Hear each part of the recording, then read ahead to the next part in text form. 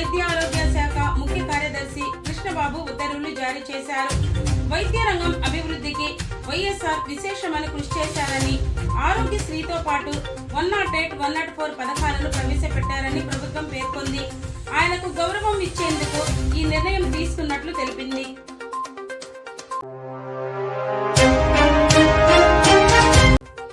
Ration డీలర్లకు Jagan సర్కార్ తీపి కబురు.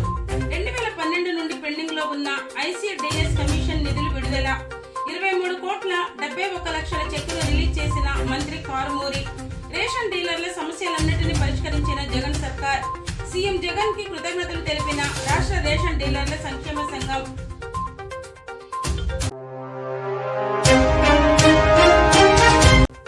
బాపులపాడు మండలం పెరికేడు గ్రామంలోని సిఎస్ఐ చర్చ్ మొదటి వార్షికోత్సవం సందర్భంగా కృష్ణా జిల్లా వైసీపీ యువజన విభాగం ఉపాధ్యక్షుడు ఎర్రంశెట్టి రామాంజనేయులు 5,000 రూపాయల విరాళం సంఘ పెద్దలకు అందజేశారు. ఈ కార్యక్రమంలో వైసీపీ నాయకులు కొత్తూరు సాగర్, బేతపూడి సురేష్, పిలవపల్లి రామచంద్రరావు, సంఘ పెద్దలు గుడిమెళ్ల నాగరాజు, మారుమూడి ఏసేబు, చిన్నంకోటి, శ్యామ్ ప్రకాష్ తదితరులు పాల్గొన్నారు.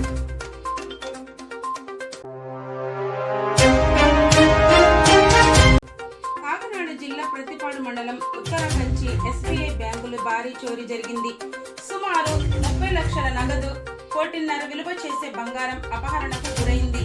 బ్యాంకు వెనుక భాగంలో కిటికీ గ్రిల్స్ ను గ్యాస్ కట్టర్తో తొలగించి దుండగులు బ్యాంకులోకి చొరబడినట్లు గుర్తించారు. విషయం తెలుసుకున్న ఎస్పీ సతీష్ కుమార్ సంఘటన స్థలానికి చేరుకుని విచారణ చేపట్టారు.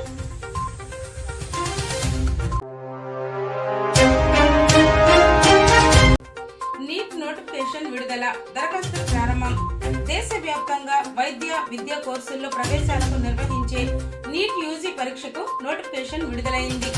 ఇవాళ్టి నుండి మార్చి 9 వరకు ఆన్లైన్లో దరఖాస్తు చేసుకోవచ్చు. తెలుగు, హిందీ, ఇంగ్లీష్ సహా 13 భాషల్లో ఆన్లైన్లో మే 5న పరీక్ష జరగనుంది. ఎంబీబీఎస్, బీడీఎస్, బీఎస్ఎంఎస్, బీయూఎంఎస్, బీహెచ్ఎంఎస్ కోర్సుల్లో ప్రవేశాలకు ఏటా ఎన్టీఏ ఈ పరీక్ష నిర్వహిస్తోంది.